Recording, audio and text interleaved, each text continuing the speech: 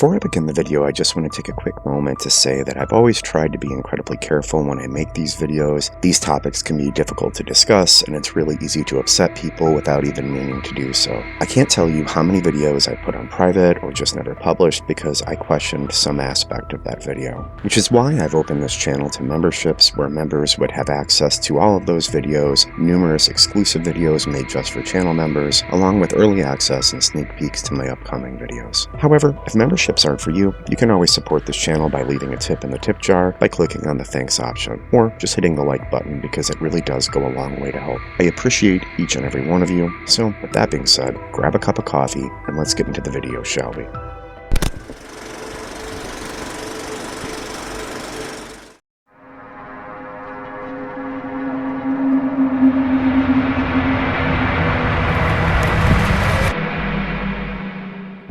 Randonautica is a geocaching app that randomly generates locations for users to visit. Its stated goal is to encourage users to explore the world using the app, where the user asks themselves what they want out of the adventure, at which point Randonautica mystically finds the location and provides directions for the user to go there. Needless to say, I was a touch skeptical, but I thought it might be fun. So I asked Randonautica to find someplace spooky for me to explore so I could show it to all of you. And within moments, Randonautica sent me a location. After driving quite a bit, the app led me down a dirt road into basically a uninhabited area. And after following this dirt road for quite some time, the app asked me to turn down yet another dirt road and prepare myself to walk.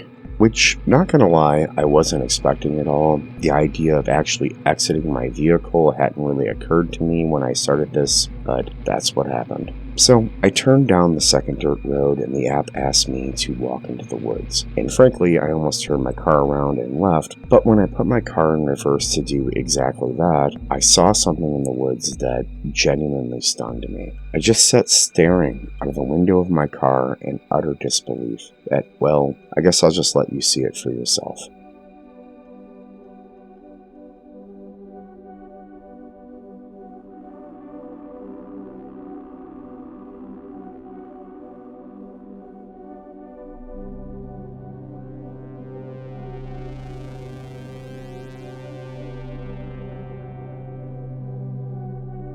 In the middle of the woods, off a dirt road, stood what was possibly the creepiest house I've ever seen. I genuinely have no clue what caused this app to pick this location, if it was a total coincidence, or maybe the app was somehow programmed to take me to abandoned buildings. All I knew for certain was that I was 100% going to use this app again and document it for all of you.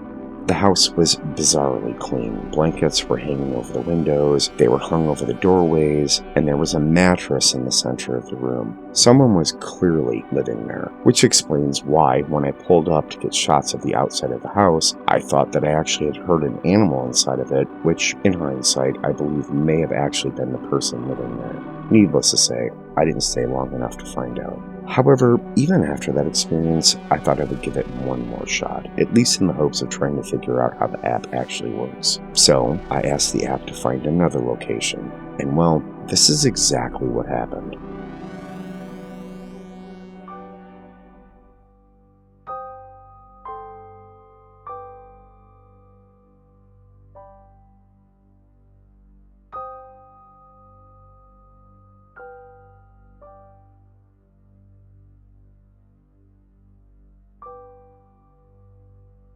In Gary, Indiana, in the Black Oak District, stands Mount Mercy Cemetery, which over the years has found itself embroiled in numerous controversies, at one point causing the public to go into a flat-out outrage over the fact that the cemetery had completely flooded. After weeks and weeks and enough public pressure, the town finally stepped in and helped with the drainage, but the damage was most certainly already done. Thousands of people had paid real money to bury their loved ones in what had turned out to be a swamp. So, needless to say, I wasn't exactly surprised when Randonautica sent me there, but frankly, the controversy surrounding the cemetery is rather legendary, and it kind of made sense given the context. But even knowing what I know about this infamously despised graveyard, I couldn't have possibly predicted what I was about to encounter. Because the app didn't just take me to the cemetery, it was trying to take me to a specific point in the cemetery. And well, I'm not even going to try to explain this, because I think the video speaks for itself.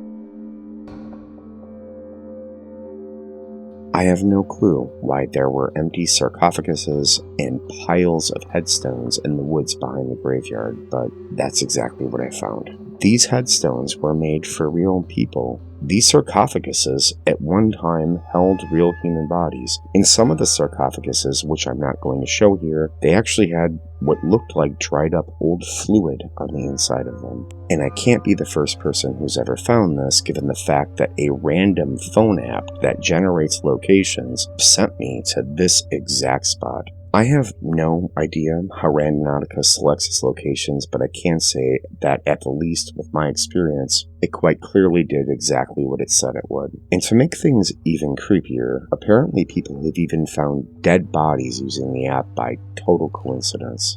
What started as a fun adventure ended with a very grisly discovery. Some teens who were using a TikTok app that randomly generates a nearby location to explore got to the location. And as Amber Cogliano reports, they were shocked by what they found. These teens are about to make a gruesome discovery. Guys, we found a suitcase at the beach. They were exploring a remote part of a beach in Seattle when they came across the mysterious black luggage. At first, they had no idea what was inside, which is why they can be heard joking around in the video. Wait, open it. It stinks, y'all.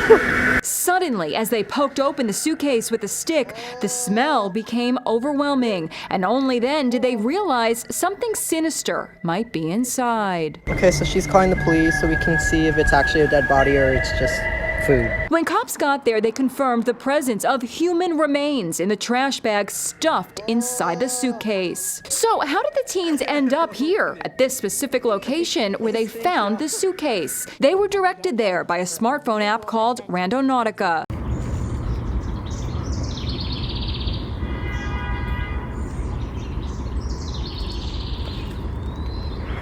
God. There's hundreds of them.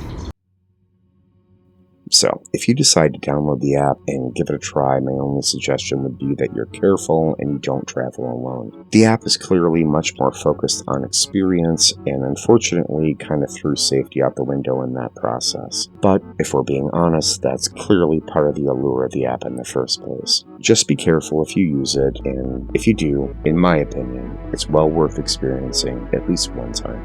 And with that being said, thank you so much for watching.